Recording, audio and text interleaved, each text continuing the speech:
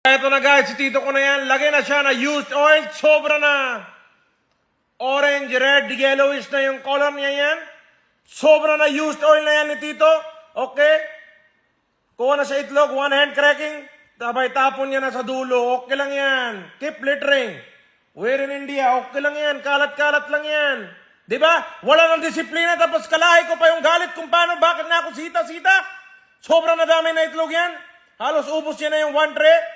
Okay, lagyan niya na sa taas na tray yan. Lagyan na siya sibuyas. Siyempre, wala na sibuyas, wala na buhay India. Anyways, yan na. Mekas-mekas niya na yan. Okay, masala lagyan na siya. Mekas-mekas niya na sa mantika.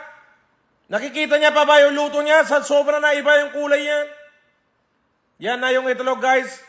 Mekas-mekas niya na yung itlog. Slowly, Tito, getting the best. Tito getting the face slowly. Okay, slow lang talaga yan. Okay.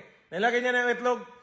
Mekas niya na yung itlog with sibuyas and used oil. Nakakaiba na yung kulay. Okay?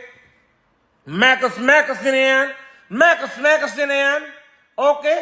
Ano na ang next na? Kaya gagawin ni Tito yan. Abangan. Mekas pa rin siya. Mekas pa rin siya. Sabay punas pawis na yan. Okay lang. Lagyan na siya masala na sobrang madami. Mekas na yung masala. Pero chill lang si Tito yan. Chill lang si Tito. Pa-smile lang. Sobrang na mayabang. Tingin sa paligid. Siya lang nakakabenta. Lagyan na siya red chili powder. Dalawa na scoop. Mekas na red chili powder yan. Mekas na red chili powder. Okay, nag-iba na yung kulay. Medyo reddish na. Okay. Ano na yan? Kuha na siya. Secret sauce. Secret marinated sauce. Lagyan niya na yan. Hindi, feeling ko munggo yan eh. Munggo yan guys, okay. Mekas na yung munggo sa itlog. Yan na.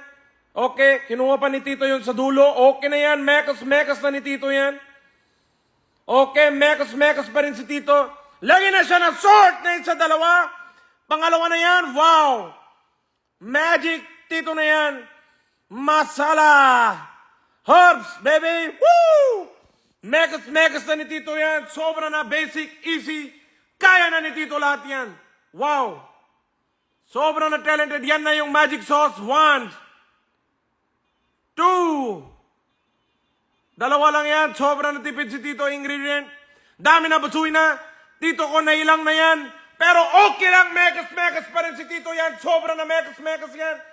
Siya na kati-kati na leg yan. Lagi na siya fresh leaves. Kati pa rin yung leg ni Tito yan. Lagi pa siya more leaves. Makati pa rin yung leg ni Tito. Okay na yan. Balik na si Tito sa business. Mekas pa rin si Tito yan. Lagi niya na sa maliit na lalagyan. Yan na. Ready na siya, sir.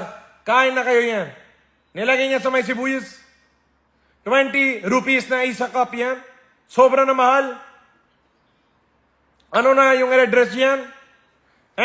Ano na yung address yan? Hindi na din daw alam yan. Wala na siya pakialam. Yan yung insan ko na mayabang, sobra na matapang. Yan yung pinakakinakatakutan sa amin. Okay? Yan na. Mekas pa rin si Tito. Focus sa business.